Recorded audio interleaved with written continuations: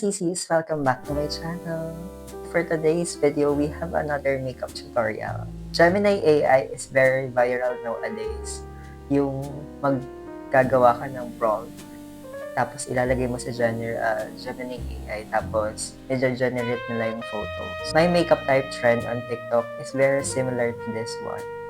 So I tried asking Gemini AI kung ano yung pinaka-suitable na makeup look for me based on my face shape, eye color, tsaka skin tone. I will try to recreate this using affordable and accessible makeup. Will Gemini AI really know the best makeup look for me? Let's find out. If you want to know how I will recreate this makeup look, please keep on watching.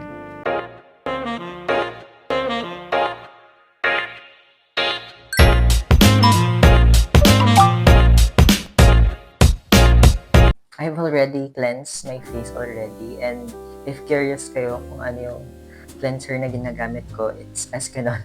Yung OG na Escanol. Kasi I find it really effective, lalo na pag removing scars.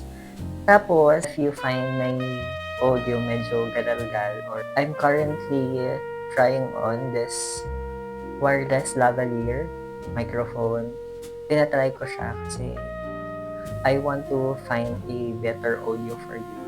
Especially, lalo na yung mga budget na audio para mas maganda. Pero, if later on, tinanggal ko siya, dalawa lang yung dahilan. It's maybe low-bat or hindi ko nagustuhan yung audio. I will moisturize my face using this Sadware Pure Natural Active Collagen na face cream. Ang look natin for today is parang medyo sunset glow kasi for base, medyo bronzy lang siya. Medyo peachy yung blush, medyo coral-ish yung blush. For eyes naman, medyo parang terracotta, tapos medyo bronzy lang yung eyes, tapos yung shimmer, it's either champagne or gold. Nag-purchase talaga ako ng microphone kasi I'm planning on doing vlogs outside there. I'm really trying on the perfect audio na bagay for us. Tapos, after using moisturizer, isaset natin siya using this Star Flash Quicksand by Asla. Shake muna natin siya. After na ito matuyo, proceed na tayo sa base. For base naman, wala namang sinabi kung full coverage or light coverage yung gagamitin natin. Siguro nasa preference na lang natin yun. But for me, I'll be using this Pink Flash na Lasting Matte Foundation. Bago ako mag-dispense, isi-shake ko muna siya ng maayos. As much as possible, kasi na-oily ako, kinukontaan ko lang talaga yung foundation.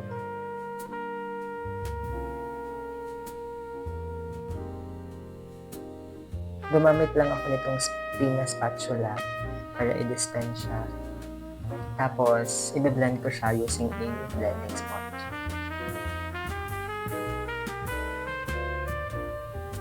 Plano ko talagang i-take seriously si YouTube, kaya medyo nagtatry ako mag-invest ng kahit paano ng equipment.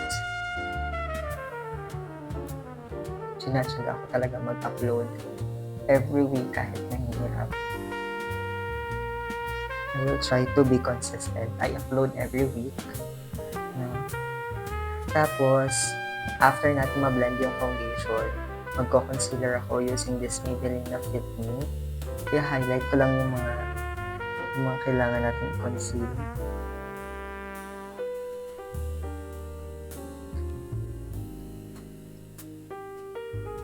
The forehead, the nose, chin. Tapos, i-blend ko yung concealer natin using this Flawless Concealer brush.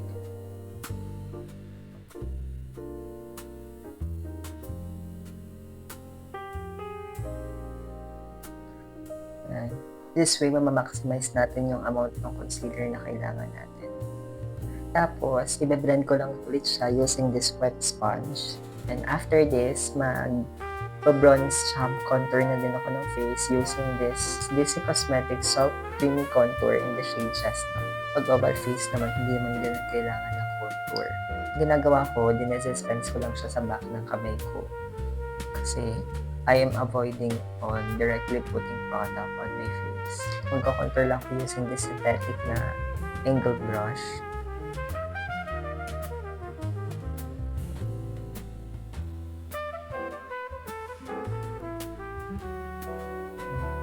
Slightly, i-dispense ko muna siya bago ko siya i-blend. Tayo kasi mga morena, medyo similarity tayo kasi parang meron tayong built-in contour. Ganito lang naman yung placement ng contour ko. Sa brow bone, kailangan talaga pantay ng tenga nyo or much higher para snatch yung face natin. Tapos, as for me, ayoko kasi ng medyo ma-jawline kasi syempre, I'm feminizing my face. So, medyo nasa taas ng jawline yung contour ko. Tapos yung natirang contour natin dito sa back ng kamay natin, I will use it to contour our nose. Wala namang siyang sinabi na placement. Yun, as usual, kung ano yung preference nyo, yun lang din yung sinundan. Yun lang din yung sundan nyo kasi hindi naman masasabi ng AI kung ano talaga yung kailangan talaga ng mukha nyo. Kayo pa rin talaga yung makakapagsabi nyo.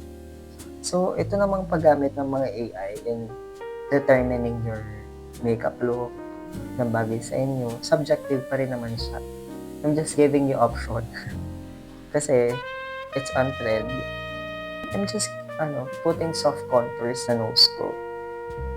Kasi mag-contour pa naman tayo sa, ng powder. Talaga nilalagyan ko yung baba ng ilong, yung gilid, yan. Kasi hindi ako fan ng bottom up nose. So, mas prefer ko pa rin talaga yung OG na contour. Tapos, if may natira kayong contour pa sa likod ng kamay nyo o tsaka sa brush, gently swipe it sa eyes nyo para magkameron na siya ng slight definition. Kasi part din talaga siya ng shading ng mata. And to further highlight my face, I'll be using this Pink Flash na concealer in the shade 03. Konti lang. Yun lang yung placement natin ng concealer. Tapos, i-blend ko lang ulit siya using the same brush na pinanggamit natin ng concealer kanina.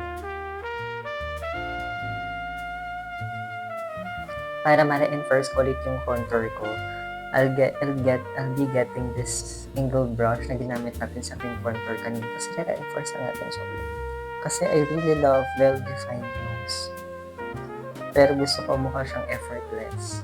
Tapos, before ko iset yung face ko, I'll be getting again this setting spray from Asla. Isaset ko lang ulit siya. Tapos, iintayin ko lang siyang matuyo. Tapos, kapag natuyo na siya, pwede ko nang iset to powder. Tapos, pag tuyo-tuyo na yung face natin, pwede na tayong mag-set ng under eyes. Dalawang powder kasi talaga yung ginagamit ko lagi. Yung powder na galing sa skin tone ko, tsaka yung pang under eye powder ko. So, I'll be using this Misty na waterproof face powder in the shade 03.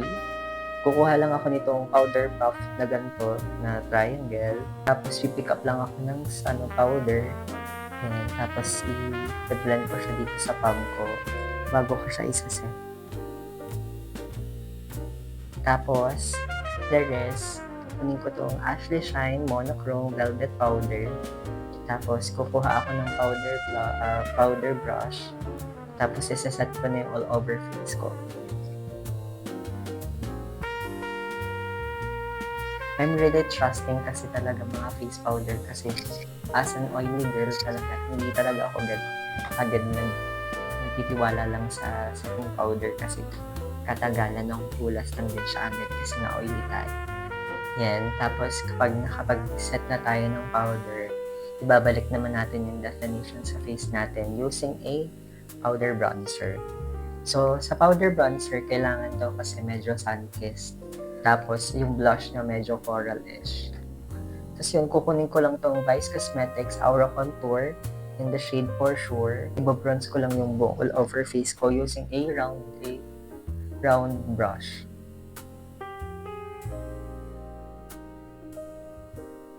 To further bronze our face, I'll be using the Light by Caroline na contour powder in the shade Butterscotch using the same powder brush.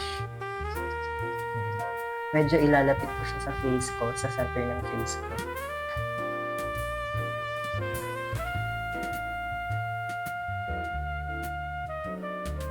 And tapos, to contour our nose naman, I'll be using this Maybelline na contour powder.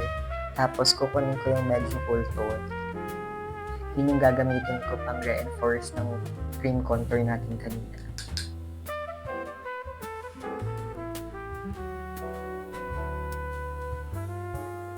So yun nga, katulad nga ng sinabi ko sa inyo kanina, ito yung inspo natin. No?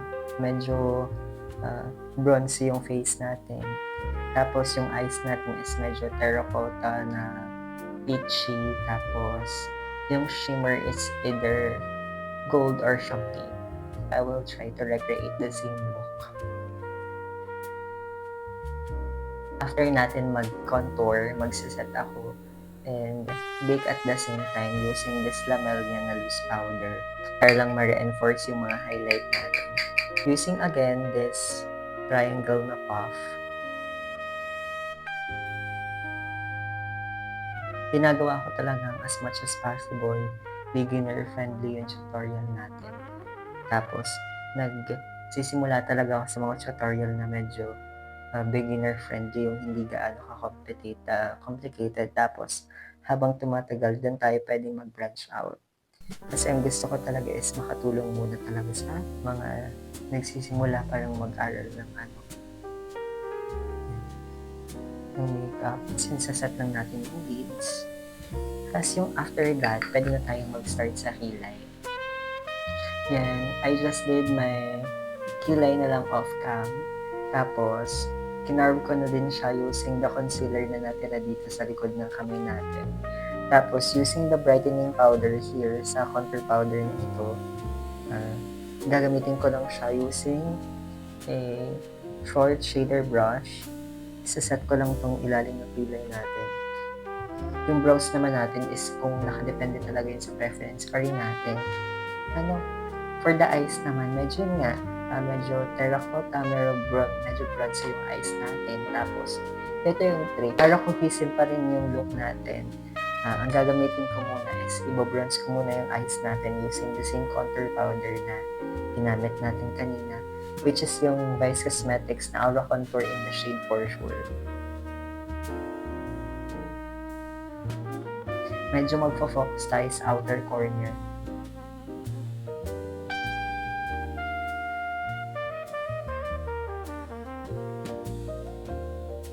For this look, pwede tayong gumamit ng isang brush na lang sa eyes.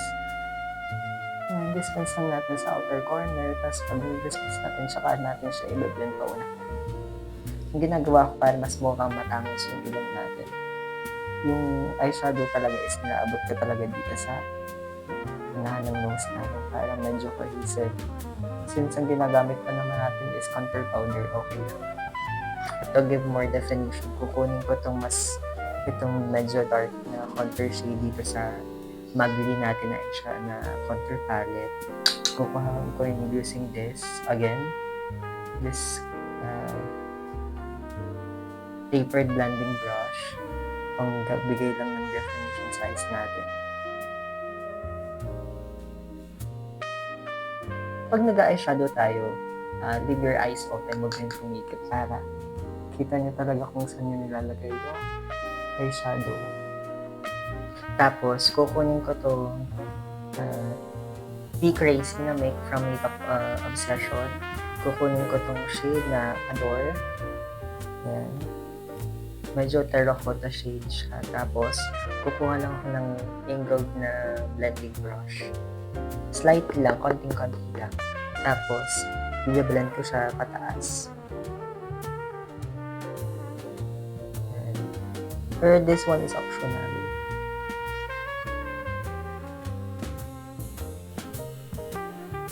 Tapos, kukuha kayo ng mas maliit na brush.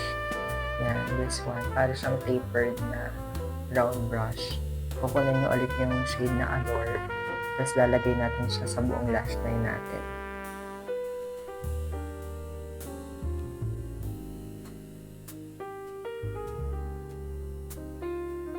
Yan, tapos kukuha ako ng medyo flat na brush. This kind of brush. Parang flat siya. Tapos, kukunin ko yung dark na contour dito sa Magli na palette. Tapos, lalagyan ko yung outer half ng lower lash line natin.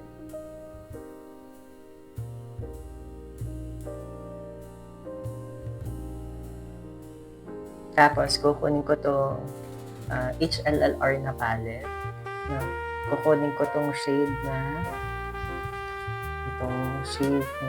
dito sa itong medyo gold. Okay. I-pick up ko na lang siya using the finger. Tapos ilalagay ko siya sa middle part ng eyes ko.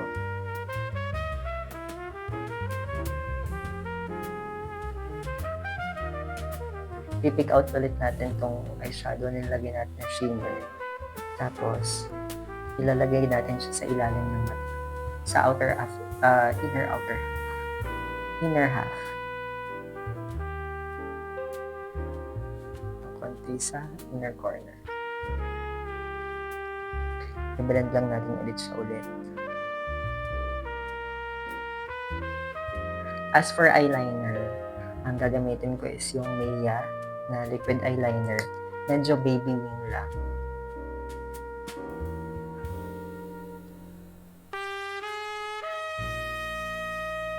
And to sharpen it furthermore, kukuha ako ng konting concealer tapos lilinisin ko yung dalawang gilid. And yung concealer na lang din nasa ilalim ng ating kamay.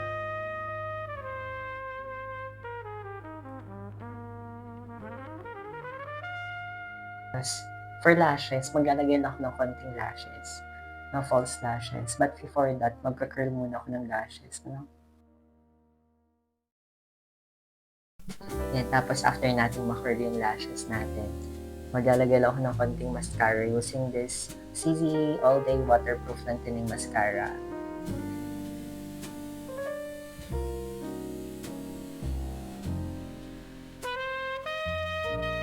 Yan, tapos maglalagay lang ako ng konting sa lower lashes. As you can see, yung outer lash lang natin yung nilagyan ko ng mascara kasi yun lang yung nakita ko sa photo. Tapos maglalagay lang ako ng lashes off cam. Ayan, nakapaglagay na ako ng lashes. Ito yung ginamit kong lashes. Ayan, para siyang pero kinat ko lang siya into half para medyo parang 3/4 lang yung malalagyan ng mata. Kasi I want to leave the inner corners bare kasi yun yung nasa inspo natin. Kukunin ko lang yung medyo shimmer shade dito sa Magli natin na eyeshadow palette. Tapos lalagyan ko yung inner ilalim ng ating kilay. And nalobat na yung audio natin, yung microphone natin. So, as I was saying, kukuha lang ako ng itong highlighter shade. Ilalagay ko lang siya sa brow bone ko. Kagandahan dito sa eyeshadow, dito sa shimmer shade, dito sa contour palette, para lang siyang basa. Tapos, pwede nating i-brush yung mga natitira natin na pinang-bake. Tapos, pwede na natin munang i-reinforce ulit yung mga pinang-contour natin. Yan, sunod naman is yung blush. Tapos, medyo terracotta yung blush, medyo coral-ish. Pero as of the moment, wala akong available na medyo coral-ish na blush. So, ang gagamitin ko na lang is yung Adore natin na eyeshadow. Medyo coral din siya. Yun yung ginamit nating transition. Pero konting-konti lang kasi syempre ang eyeshadow mas pigmented siya kaysa sa blush mismo.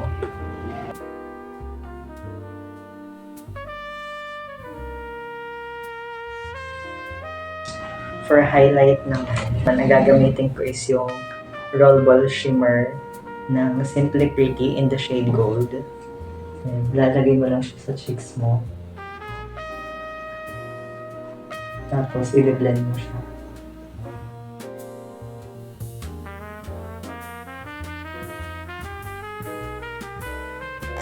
for the lips, medyo coral-ish daw, medyo nude. So, ilaline ko lang yung lips ko using this Ashley Shine na Persistent Brow Pencil in the shade brown.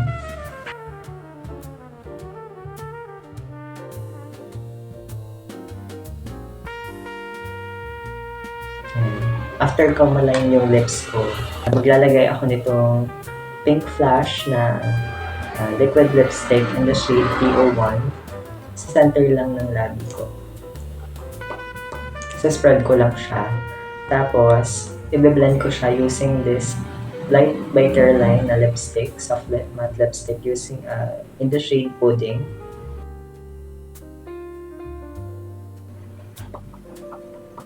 Tapos, lalagyan ko siya ng gloss. I'll be using this Bobani na clear gloss kasi wala akong color shade na gloss. After nito, to finish it up, isa-set ko lang siya again using this Asla na setting spray. And tapos, I will do the finishing touches tapos babalik ako.